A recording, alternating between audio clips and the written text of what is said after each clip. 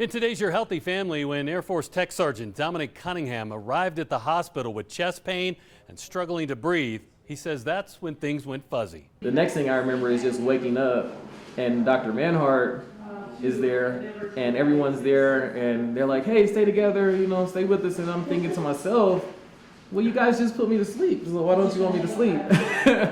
What Dominic doesn't remember are the efforts that saved his life. When I came back to this room, because they had like 6 or 7 doctors in here, just everybody giving him stuff, talking, trying to see what's going on. And they had me go out. As his heart was racing, Dominic's life was in the balance. And it's just kind of like they close the door and everybody just starts doing whatever goes on behind the doors. And I was like freaking out, and then I called my mom, and then that's when she tried to leave work immediately. I was nervous because I had received a phone call from my son, and he was very distraught at that time. So I rushed over here. When I heard his voice, that's when it really hit me, because he, nothing really affects him to that extent. I have not seen anything affect him to that extent, really. And that made me nervous. This is an abnormal rhythm that his heart went into because of the heart attack. It's called ventricular tachycardia, and if he were to stay into this rhythm, it would be deadly. So it requires acute treatment right away. So the emergency department and staff were right on top of it when we were there, and it required CPR and then quick defibrillation. And the defibrillation is actually the shock that then kind of resets his heart, and he came right back to his normal rhythm after that. After he was stabilized, it was time to fix the cause of his heart attack. His EKG was very suggestive of the artery down the front wall of his heart was totally occluded based on the EKG. So he was emergently taken to the cardiac cath lab. Cardiac catheterization is a procedure where we take small catheters and wires up to the heart. We identify where the blockage is, and we open it up with a process of balloons and stenting. The artery down the front wall of his heart was totally occluded. This is the wire that is inside the artery that is totally occluded, and this is the balloon that is blowing up the blockage inside the artery. So once that balloon is blown up, now you can see there is a large artery that comes down the front wall of the heart.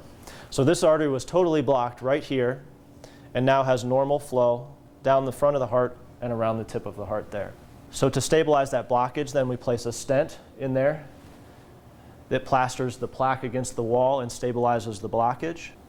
And once it's complete, now we have nice normal flow all the way down, and there's no residual blockage. And when I arrived in the ER, Christian and our nephew, they were in the ER and they were smiling, and Dominique was off getting his stent put in. So another nurse came in and took us to go wait for Dr. Manhart to come tell me that he was done with the procedure and that we could go see Dominique. When Dominic emerged from the cath lab, he was finally allowed to see his family. Whenever they rolled me out, I was instantly feeling at least 80% better, right then and there. It didn't take even an hour, 2 hours.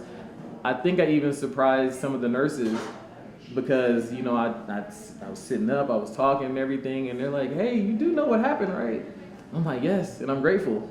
The procedure was a success. Typically the symptoms resolve very quickly because you go from no flow in that artery to normal flow in that artery. And so the heart requires a fair amount of oxygen and blood flow, and when that's regained, typically the symptoms resolve very quickly. It didn't dawn on me until I got into the ICU, and it's like, wow, I really did have a heart attack.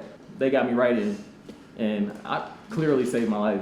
So super appreciative. Next week, I'm going to wrap up Dominic's story with the lessons he and his family learned that they hope others can learn from if and when a heart attack strikes. For Your Healthy Family, I'm Ira Cronin. For more health stories, head to yourhealthyfamily.com.